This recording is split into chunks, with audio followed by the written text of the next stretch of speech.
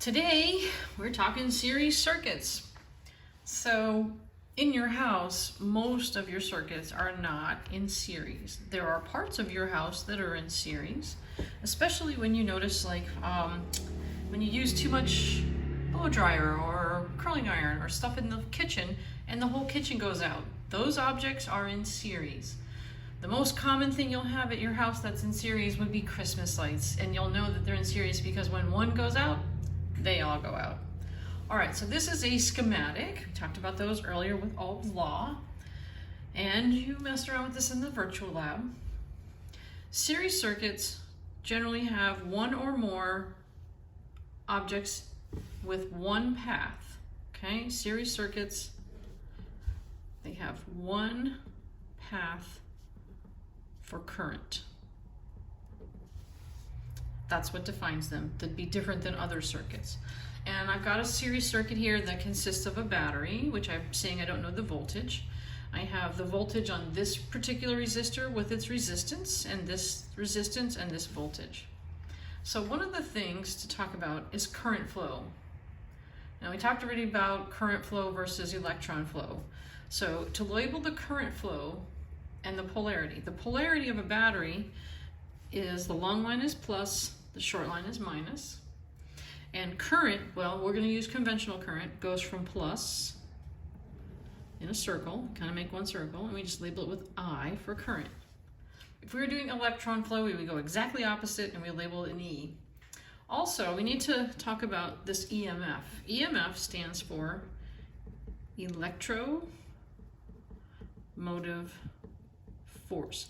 Power supplies, batteries, things of that nature, basically are what force the electrons to move through any kind of circuitry. So we're going to introduce what I call the VERP chart. Not a burp, a VERP. This is where we're going to organize our thoughts, or our numbers really, in dealing with circuits. Okay? V is for voltage, I is for current, R is for resistance, P is for power. And we're going to transfer what we know already into the chart. So V1 is 30 volts. R1 was 15, oops, put in the wrong spot, 15 ohms. R2 was 30 ohms. And V3 was 2 volts. And I don't know anything else. So we're going to use a couple of things. Basically, we're going to go to Ohm's law. I'm going to use the circle version just to make it easier. And the power, okay? P equals VI, right? And when you do Ohm's law, it's VIR, the V. So one of the nice things that we find about a series circuit, because there's one path, there's only one set of a path for the electrons, so that means the current will remain the same all throughout, and you should have noticed that in the lab.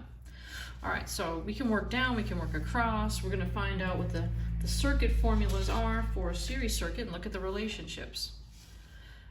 All right, so I don't know a whole lot of everything, but let's work. I know V and R for the first one, so V and R, and I want to solve for I. So remember, if I cover up I, it's 30 divided by 15, that's an easy 2 amps. Now in a series circuit, as soon as you know the current, because it stays the same, doesn't matter which one you find it, they're all the same. Just fill it in. I also know power is V times I, so 30 times 2 will give me 60 watts. All right, let's go to the next. Again, you can go columns, rows, it doesn't really matter. So here, 2 amps and 30 ohms. Well, that's I and R. So V is I times R. So 2 times 30 is going to give me 60 volts. All right, and now I have V and I, so I have V and I, so I can divide 2 divided by 2, and I get the R of 1 ohm.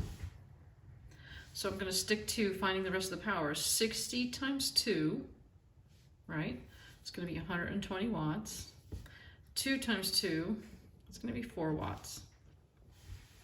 All right, so as we looked at some of the data, we have, these are simply using Ohm's law and power, but we also have the series circuit formula, so let's just jot them down. We know the total circuit voltage adds up to all the individuals. We already know that the total current is the same all throughout. Already did that one. The resistance in a series circuit is very much like the voltage, it adds up. And then the power does the same. So 2 plus P3. So now we can use those relationships. We already did this one, so we simply just have to add these. So 30 plus 60 is 90, so we have 92 volts. 15 and 30 is 45, plus 1 is 46 ohms. Okay, 120 plus 60 is 180, 184 watts. Now if I double check my this times this, my B times I, 2 times 92 is 184, everything checks out. The verb chart helps me organize my numbers, but it also helps me double check everything. So in a series circuit, everything adds, current stays the same. Also recognize the pattern. If I have a larger resistor, here's the largest resistor, I have more volts, I have more power. It's directly directly proportional. Obviously the total has the most. All right, let's go to the back side. We have a resistor with a circuit with 4. So in this case, I don't know the total voltage. Here's my plus, here's my minus. My current's gonna flow like this. We'll label it with I. All right, so we're gonna transfer these down into the chart. All right, let's see. I total was 0.25 amps. My V2, I just realized in my photocopy got messed up. It should be over here, so let's just put it in the right spot. Sorry about that. That's weird, my printout got messed up, but that's all right. It's 200 volts, we can fix that. I was looking at my paper going, why is that over there? It's the right thing, it's just not next to the right spot. All right, R1 is 20 ohms. R3 is 50 ohms, so we'll just keep putting these in the boxes. And then V4 is 150 volts, and that's everything. I think that's given. Okay, so you can keep this in front of you if you want. P, V, I. Let's see, I don't want to do this one wrong. I always mess this up for some reason, don't ask me why. VIR, duh. There we go. Okay, so let's figure everything out. Looks like I'm gonna have to use a circuit formula first because I don't have 2 of anything, but I know that current stays the same, so we're gonna fill that in first. As soon as you realize it's a series circuit and you have one of these, you're in good shape. You just fill it in. All right, so let's do voltage for this one. So I'm gonna cover up voltage. So 0.25 times 20, that's a quarter of 20, that's gonna be 4 volts. Oh, excuse me, 5. I can do math. All right. And then we'll do this one as well. 0.25 times 50 is going to give me 12.5 volts. So when I add these all up, let's add them up because we know voltage is add 5 plus 200 plus 12.5 plus 150. Oops, I guess it would help if I turned it on, huh? 5 plus 200 plus 12.5 plus 150, we get 367 and a half. 367.5 volts. All right, well, let's do the resistances. So if I need resistance, I'm gonna take V divided by I. So 200 divided by 0.25, 200 divided by 0.25 is 800. I'm going to do 150 divided by 0.25. We're going to get 600. And now I can choose. I can either do, 367.5 divided by that, or I can just add them up. It really doesn't matter. So let's do 20 plus 800 plus 50 plus 600, I get 1470. If I check and I do 367.5 divided by 0.25, do I get 1470? And I do, so it matches. So now I just have to multiply across for all of these. So, well, we can do it so you can see, I guess.